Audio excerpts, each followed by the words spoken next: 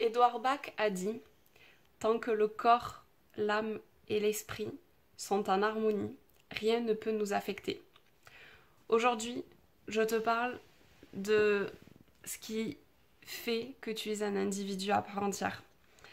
Dans la précédente vidéo, on a abordé le développement personnel, en quoi c'était une branche en fait de la naturopathie, ou plutôt en quoi la naturopathie faisait partie pleinement du développement personnel.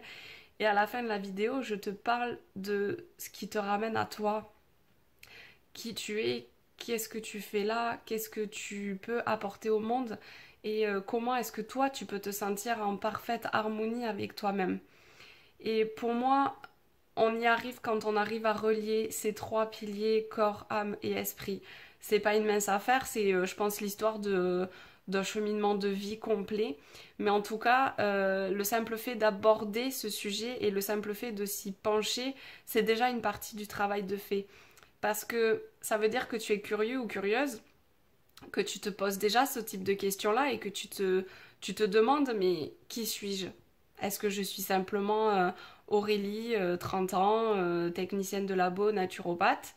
Ou est-ce que je suis là pour délivrer une façon de penser, un message peut-être? Ou est-ce que je suis là pour amener de la réflexion chez les gens? Est-ce que je suis là pour euh, inspirer certaines personnes de par mon parcours et de par ce que j'ai pu moi-même accomplir personnellement?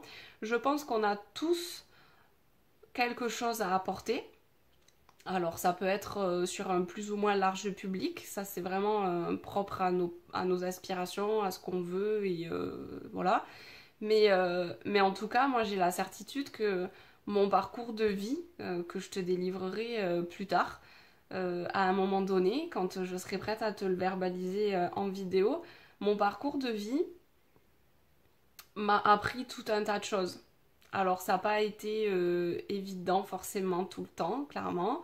C'est un parcours de vie qui a été douloureux, mais j'ai pu tirer des leçons de ça, j'ai pu tirer une force.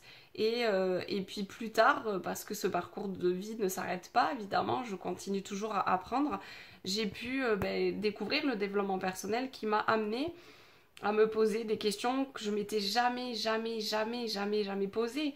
Euh, Qu'est-ce qui me plaît? Mais on se pose pas ce genre de questions. Les enfants savent te répondre. Tu demandes à un enfant qu'est-ce qu'il aime, il va te répondre du tac au tac. Tu lui demandes quels sont ses rêves. S'il n'a pas souffert dans sa petite vie, généralement, c'est un enfant qui est plein de rêves, plein Tout est possible pour lui. En fait, il a aucune limite de temps, d'argent, de faisabilité, rien. Lui, il est dans un monde où tout, absolument tout est possible. Et en grandissant, parce que notre éducation, la société et tout ça, on nous dit non, mais en fait, tu rêves ou quoi? Mais ça, c'est absolument pas possible. Mais ça, comment tu vas faire? Et l'argent, tu vas le trouver où? Et t'as pas le budget, et t'as pas le finance, et puis t'as pas les diplômes, et puis t'as pas les aides, et machin. Et terminé. Terminé.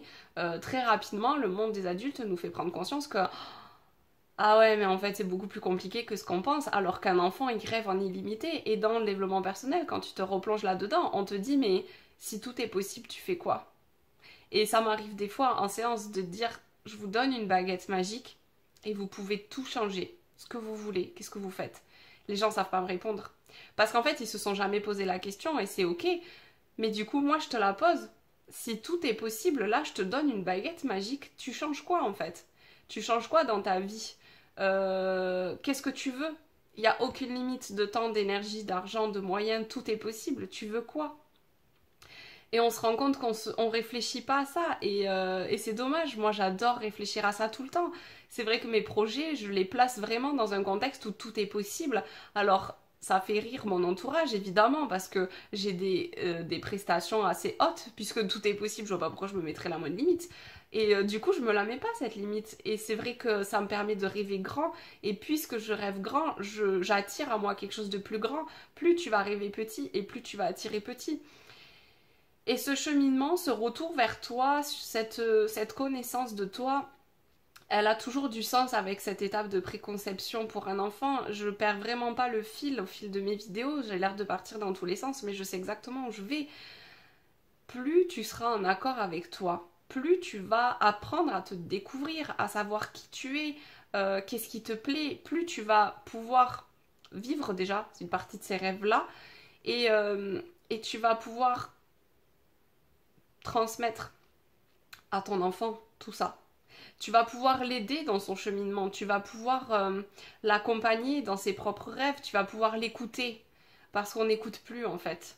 Euh, on a cette tendance, et je m'inclus dedans, on a cette tendance à rester sur des croyances fermées, sur des barrières, sur non mais toi tu n'es qu'un enfant et moi je suis un adulte, je sais mieux que toi.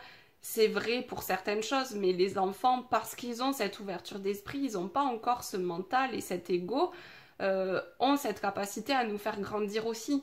Et du coup, ça serait une communication gagnante-gagnante entre toi et cet enfant. Ça serait quelque chose de bienveillant et de positif.